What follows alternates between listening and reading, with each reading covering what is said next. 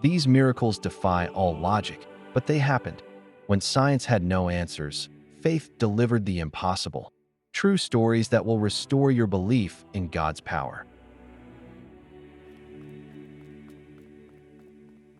Miracles, the word itself, can bring a hush to a room. It speaks of moments when the ordinary rules of our world seem to pause.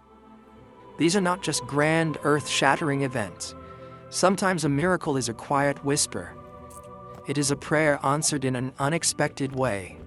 It is a comfort that arrives just when hope feels lost. God still works in these ways. He still reaches into our lives with a loving hand. He wants us to see His presence. He desires for us to know that He is near, always listening, always caring.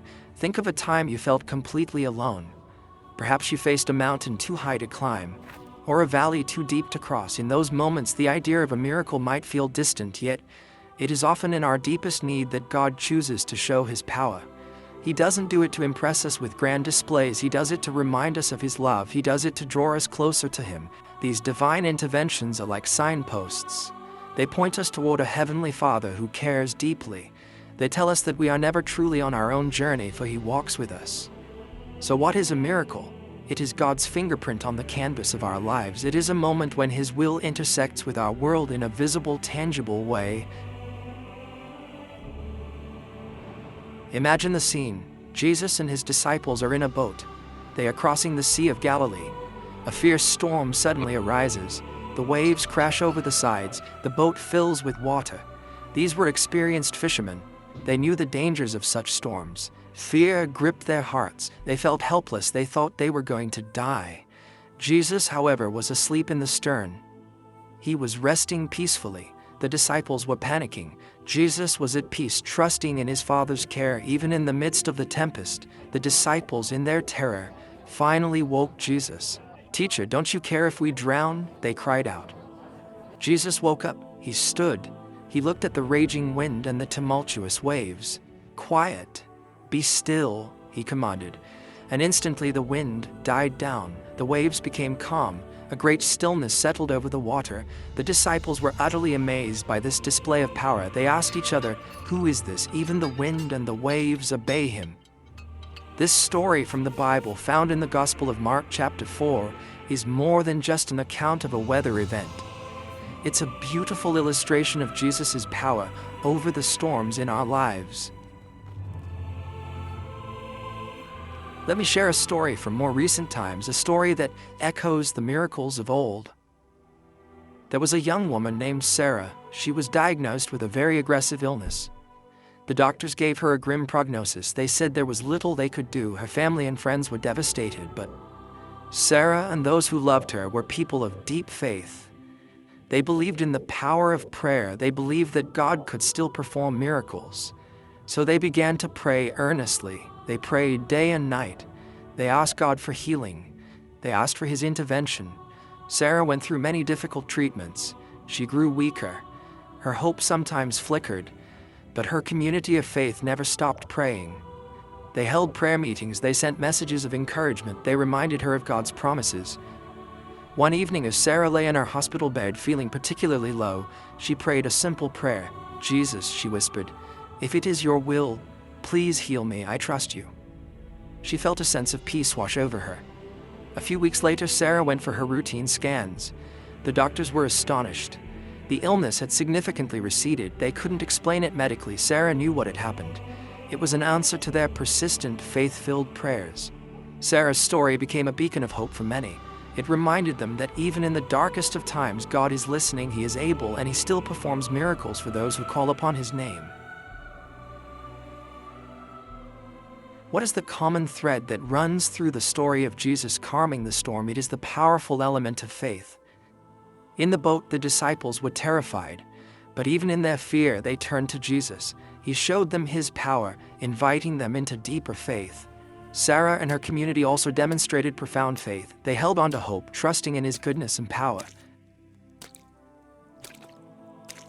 Section 5, A Mother's Cry, Hannah's Unwavering Prayer. Let's journey back to the Old Testament. We find a touching story of a woman named Hannah. She lived in a time when having children was deeply important for a woman's standing.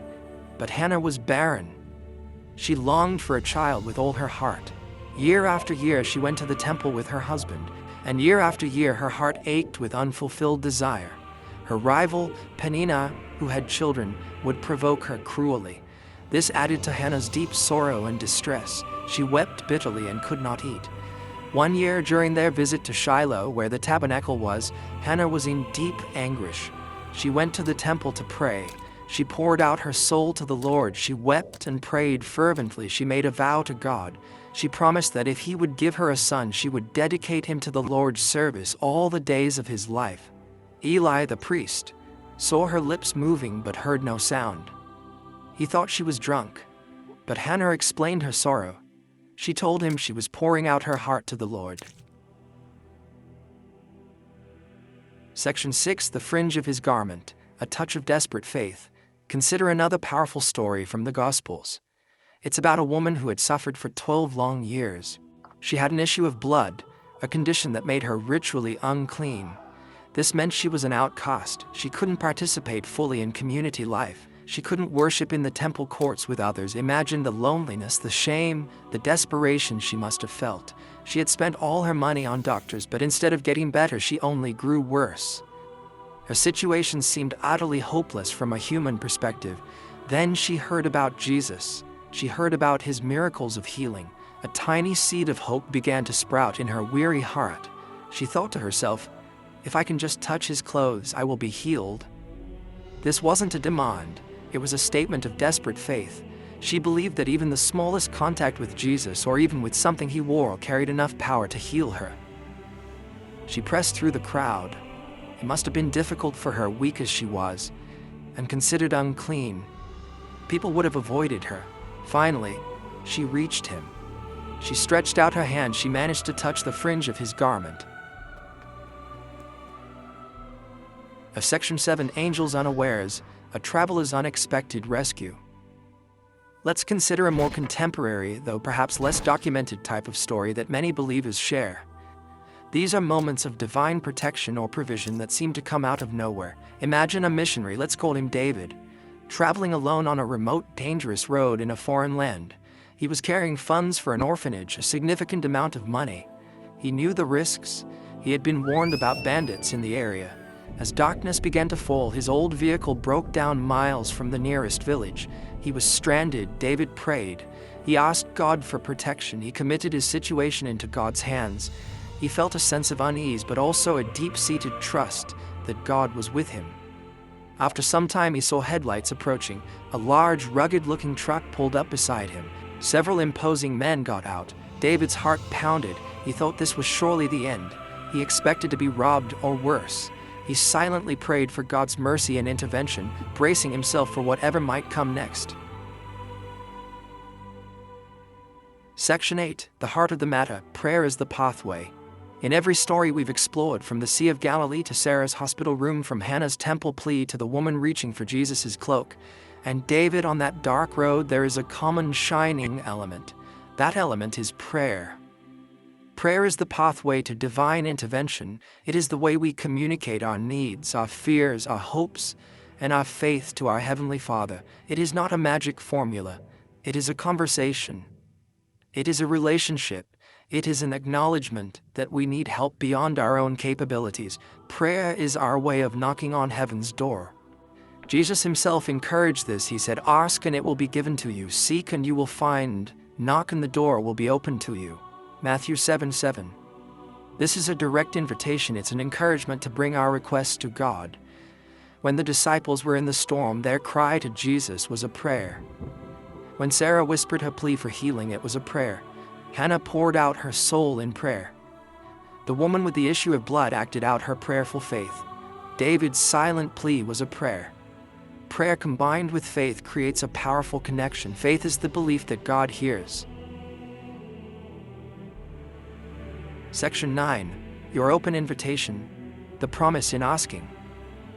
The stories we've shared are not just historical accounts or inspiring tales. They are invitations. They are God's way of saying to you, "I am here. I am listening.